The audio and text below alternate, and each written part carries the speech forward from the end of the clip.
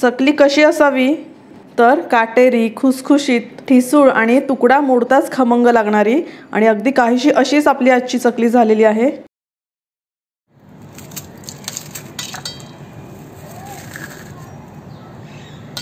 90% चकली ही चकलीच्या भाजणीवरच अवलंबून असते। तर आज मी तुम्हाला चकली भाजणीच्या देखील अगदी बारीक सारीक टिप्स दिलेले आहेत। तसेच वजनी आणि वाटीचे अचूक प्रमाण देखील मी तुमच्यासोबत शेअर केलेले आहे। डाळ तांदूळ धुण्यापासून ते पीठ गिरणीतून आणेपर्यंतच्या सगळी सविस्तर माहिती मी तुमच्यासोबत शेअर केलेली आहे। तर तुम्ही जर परफेक्ट चकली आणि चकली भाजणीच्या शोधात असाल तर आज हा तुमचा शोध इथे येऊन थांबलेला आहे। व्हिडिओ सुरू करण्यापूर्वी जर चॅनलवर नवीन असाल तर लगेच सबस्क्राइब करा। 1 किलो चकली भाजणी करण्यासाठी सगळ्यात पहिले आपण किचन स्केल सेट करून घेऊया। आज मी जी भाजणी बनवली आहे त्यासाठी मी इथे वाडा कोलम तांदळाचा वापर केलेला आहे। वाडा कोलम जर तांदूळ नसेल तर दुसरा कुठला तांदूळ घ्यायचा ते देखील आपण पुढे व्हिडिओमध्ये पाहणार आहोत। इथे मी वजनी अर्धा किलो तांदूळ घेतलेला आहे आणि कपने जर मोजाल तर 2.25 कप एवढा हा तांदूळ भरलेला आहे। डाळ तांदळाच्या प्रमाणात जर 10-15 ग्रॅम पुढं मागं झालं तर त्याने फारसा काही फरक पडत नाही। आता आपण डाळी देखील मोजून घेऊया। तर जेवढा तांदूळ त्याच्या बरोबर निम्मी आपल्याला हरभरा डाळ घ्यायची आहे। तर 1 कप मी ते पूर्ण भरून अशी हरभरा डाळ घेतलेली आहे। वजनी प्रमाण 250 ग्रॅम भरलेली आहे। आता आपण बाकीच्या डाळी देखील मोजून घेऊया। अर्धा कप मी मुगाची डाळ घेतलेली आहे। वजनी प्रमाण म्हणाल तर साधारण 125 ग्रॅम भरलेले आहे आणि तेवढीच म्हणजे अर्धा कपच उडदाची डाळ देखील घेतलेली आहे। दोन्हीचं मिळून वजन साधारण 250 ग्रॅम भरलेलं आहे। आता आपण धणे आणि जिरे देखील मोजून घेऊया। तर 1/3 कप किंवा 1/3 कप म्हणजे 26 ग्रॅम एवढे मी धणे घेतलेले आहेत आणि त्याच्याबरोबर निम्मे जिरे घेतलेले आहेत। यामध्ये आपण आणखी एक पदार्थ घालणार आहोत पण त्याला काही स्केलने मोजायची गरज नाही, तर तो आपण पुढे पाहूया। तांदूळ आपण पाण्याने स्वच्छ धुवून घेणार आहोत। तर तांदूळ धुताना आपल्याला व्यवस्थित असे हाताने चोळून घ्यायचे आहेत। म्हणजे त्यातला एक्स्ट्रा किंवा एक्सेस जो स्टार्च आहे तो सगळा निघून जातो। एक्स्ट्रा स्टार्च निघून गेला की त्यामुळे आपली चकली ही ठिसूळ बनते। डाळी धुताना आपल्याला एकच प्रिकॉशन घ्यायची आहे, ती म्हणजे डाळी अगदी आपल्याला फटाफट धुवून घ्यायच्या आहेत। त्या भिजत ठेवायच्या नाहीत किंवा जास्त वेळ पाण्यात राहायला नाही पाहिजेत। डाळ जर जास्त वेळ पाण्यात भिजली गेली तर ती नरम पडते, व्यवस्थित वाळली जात नाही, व्यवस्थित भाजली जात नाही आणि त्यामुळे मग आपली चकली नरम पडण्याचे चान्सेस असतात। आता इथे मी उडदाची आणि मुगाची दोन्ही डाळी एकत्रच घेतलेल्या आहेत। त्याचं कारण म्हणजे या दोन्ही डाळींचं साधारण आकारमान सारखंच असतं, त्यामुळे या डाळी सुकायला आणि भाजायला देखील सारखाच वेळ लागतो। तर त्यासाठी या दोन्ही डाळी एकत्रच धुवून वाळत घालून आणि मग भाजल्या तरी देखील चालतं, आपला वेळ देखील वाचतो। तुम्ही आज हा चकलीचा व्हिडिओ कुठल्या गावातनं किंवा कुठल्या शहरातनं पाहताय मला नक्की कमेंट करा, मला जाणून घ्यायला आवडेल। तसेच तुमच्याही काही स्पेशल टिप्स असतील तर मला कमेंटमध्ये नक्की सांगा। डाळ तांदूळ आपले छान धुवून झालेले आहेत। तर इथे मी एक चाळणी घेतलेली आहे आणि खाली एक परात घेतलेली आहे। आता धुवून झालेले हे सगळे जिन्नस आहेत ते आपल्याला चाळणीमध्ये निथळून घ्यायचे आहेत।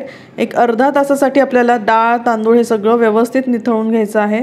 अर्धा तास निथळून घेतल्यामुळे ह्यातलं जे एक्सेस पाणी आहे ते सगळं निघून जातं आणि त्यामुळे अगदी 2च तासात आपले हे डाळ तांदूळ छान खडखडीत सुकले जातात।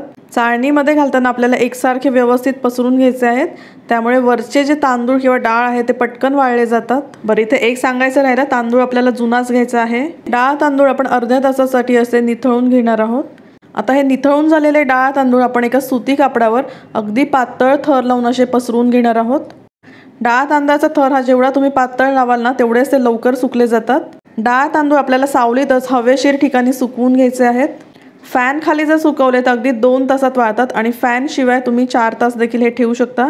तुम्ही अगदी हे रात्रभर जरी ठेवलं तरी देखील चालेल, पण कमीत कमी 2 तास तरी हे डाळ तांदूळ छान सुकले गेले पाहिजेत। तर इथे मी 2 तास फॅन खाली डाळ तांदूळ छान वाळवून घेतलेले आहेत।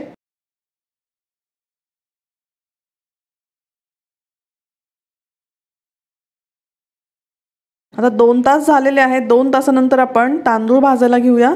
डाळ तांदूळ भाजण्यासाठी शक्यतो गोलाकार अशी कढई घ्यायची, म्हणजे त्यामध्ये सगळे पदार्थ एकसारखे भाजले जातात। आता इथे मी वाडा कोलम घेतलेला आहे। तुमच्याकडे जर वाडा कोलम तांदूळ नसेल तर रेशनिंगचा किंवा सोना मसुरी तांदूळ तुम्ही घेऊ शकता। इंद्रायणी तांदळाची चकली ही चिकट कडक होते, त्यामुळे तो वापरायचा नाहीये। तांदूळ कितपत भाजायचे तर त्याचा असा दाणा तुटला जाईल इतपतच आपल्याला भाजायचे आहेत, खूप जास्त भाजायचे नाहीयेत। 5 मिनिटात मीडियम फ्लेमवर आपले हे तांदूळ भाजले गेले आहेत। परातीमध्ये ह्याला छान पसरून घेऊया, म्हणजे ह्याच्यातली जी एक्सेस वाफ आहे ती सगळी निघून जाईल। आता आपण हरभरा डाळ भाजायला घेऊया। मूग आणि उडदाच्या डाळीपेक्षा हरभरा डाळ ही मोठी असते, त्यामुळे याला भाजायला देखील वेळ जास्त लागतो। तर खमंग वास येईपर्यंत आपल्याला ही डाळ छान भाजून घ्यायची आहे। डाळ जर कच्ची राहिली तर चकलीला खुसखुशीतपणा येत नाही, त्यामुळे डाळ मंद आचेवर कडक होईपर्यंत भाजून घ्यायची आहे। आता उडीद आणि मुगाची डाळ देखील भाजून घेऊया। तर ही डाळ भाजायला फारसा वेळ लागत नाही, अगदी पटकन भाजून होते। या डाळी भाजल्या गेल्या हे कसं ओळखायचं, तर झाऱ्यावर डाळ घेतल्यानंतर ती अजिबात चिटकत नाही, ह्याचा अर्थ आपली डाळ व्यवस्थित भाजली गेली आहे। तांदूळ भाजायला जेवढा वेळ लागतो ना, साधारण तेवढ्याच वेळात ही डाळ भाजून होते। इथे मी अर्धा कप जाड पोहे घेतलेले आहेत, ते देखील आपण भाजून घेऊया। तर या भाजणीमध्ये आपण पोह्यांचा वापर केल्यामुळे ना चकली अतिशय हलकी आणि ठिसूळ होते। आता आपण इथे धणे जिरे देखील एकत्रच भाजून घेऊया। तर धणे कुरकुरीत होईपर्यंत आपल्याला भाजून घ्यायचे आहेत। हलकासा याचा रंग बदलला की आपण लगेच ह्याला काढून घेऊया। आता चकली भाजणीचे सगळे जिन्नस आपले भाजून झालेले आहेत, ह्याला एकत्र करूया आणि साधारण 2 तास आपल्याला हे थंड होऊ द्यायचं आहे। व्यवस्थित थंड झालं की मग आपण ह्याला डब्यामध्ये भरून गिरणीमधून दळून आणणार आहोत। भाजणी दळताना गव्हावर कधीच दळायची नाही, नाहीतर चकल्या कडक होतात। एक वेळ तांदळावर ही भाजणी दळली गेली तर हरकत नाही, पण गव्हावर चुकून सुद्धा ही भाजणी आपल्याला दळायची नाहीये। भाजणीचं पीठ हे अगदी बारीकच करून आणायचं आहे। तर इथे आपली 1 किलोची भाजणी तयार झालेली आहे।